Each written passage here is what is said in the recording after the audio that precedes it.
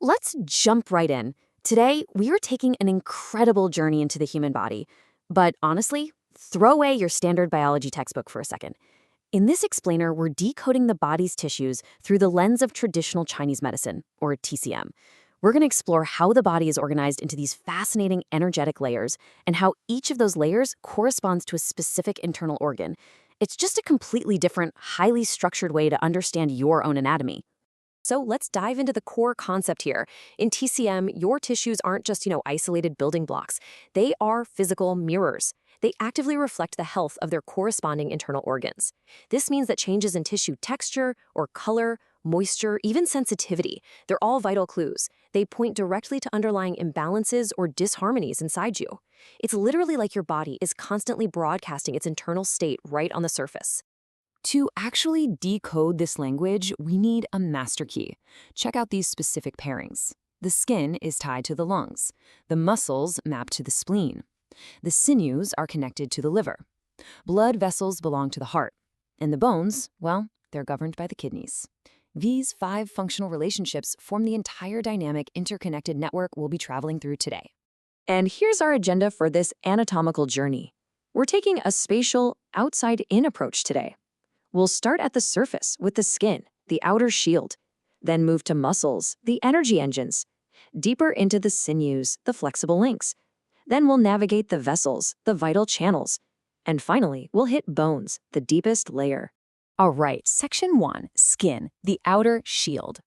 Consider the concept of wei qi, or defensive qi. Actually, go ahead and look at your own arm right now. In TCM, that skin you're looking at isn't just a physical barrier keeping moisture in, it's the physical manifestation of an invisible defensive shield. Wei qi circulates right at the body's surface to protect you against environmental invaders like wind, cold, heat, and dampness. The resilience and texture of your skin, that directly reflects the strength of this defensive energy. And because the skin is a mirror, it tells a very clear story when things go wrong. Dry or flaky skin isn't just some localized annoying issue. In TCM, it points to a systemic blood deficiency.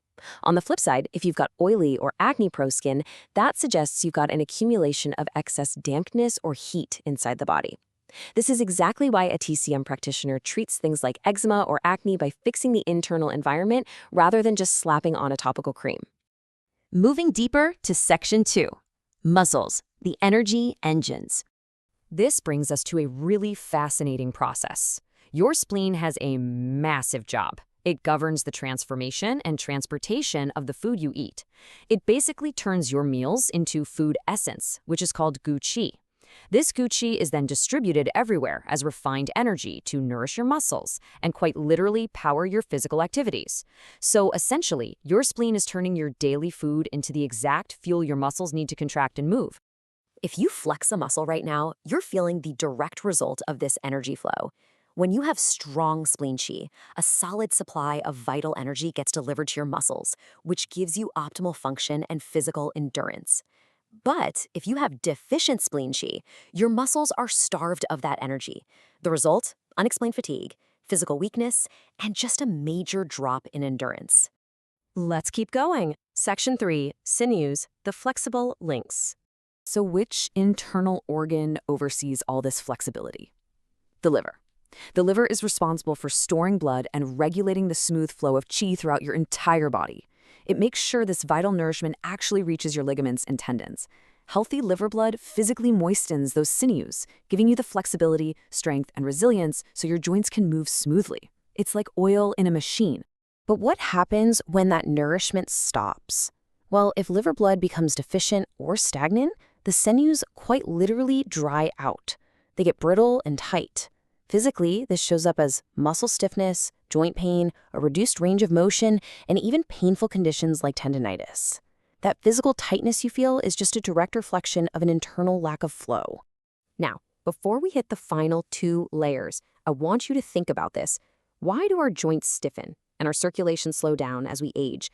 We usually just shrug and accept it as a fact of life, right? But in TCM, this isn't just quote-unquote getting older. It's an observable shift in the exact energetic layers we're exploring right now. Our liver blood might naturally be decreasing, or our vital channels are facing stagnation.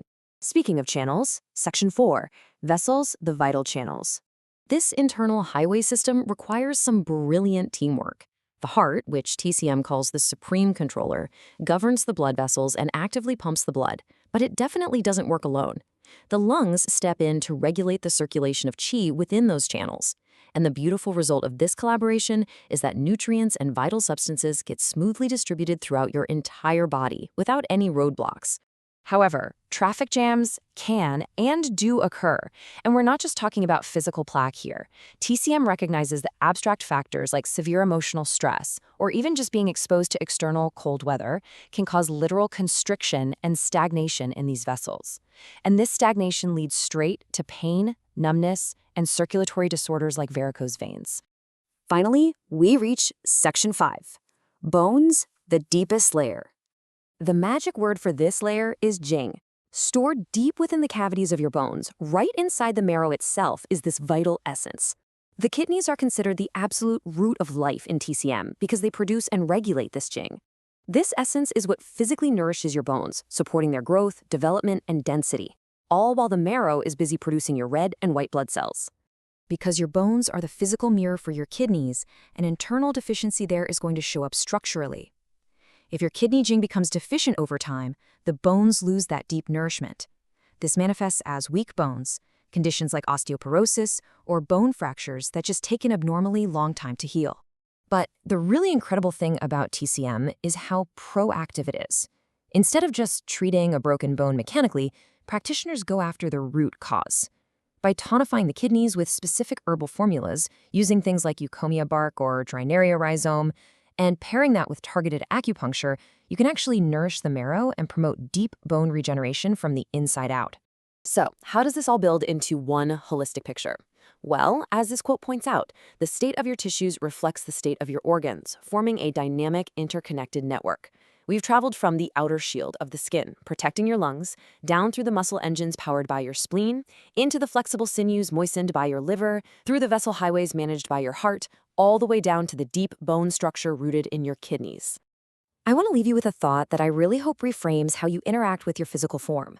The next time you experience dry, flaky skin, or you wake up with an inexplicably stiff joint, don't just brush it off as a surface-level annoyance. Stop and ask yourself, which internal organ is waving a red flag, asking for your attention? Because by learning to read your tissues, you are finally learning to read the language of your own body. Thanks so much for learning with me today, and I'll catch you in the next explainer.